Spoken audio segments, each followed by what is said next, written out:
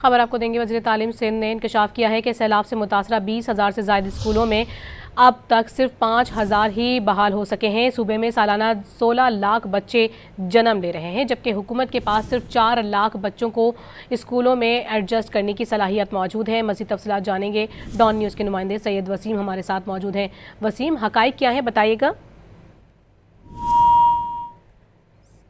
सैयद वसीम से रब्ता करने की कोशिश करेंगे। अपने नाज़रीन को इस अहम खबर से मुतालिक हम आगाह करें कि हुकूमत के पास सिर्फ 4 लाख बच्चों को स्कूलों में दाखिल करने की गुंजाइश मौजूद है, जबकि वज़ीर तालीम सिंध ने यह इंकशाफ किया है कि सैलाब से मुतासरा 20,000 से ज़्यादा स्कूलों में से अब तक सिर्फ 5,000 स्कूल ही बहाल हो सके हैं।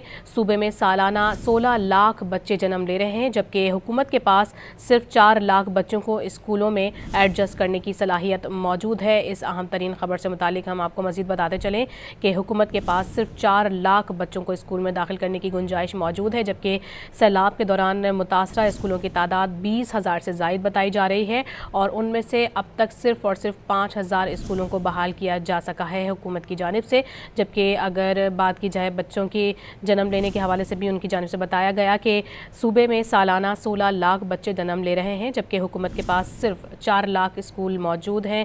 4 लाख बच्चों को स्कूल में एडजस्ट करने की सलाहियत मौजूद है। वज़ीर तालीम सिंध की जानिब से ये अहम इंकशाफ किया गया है।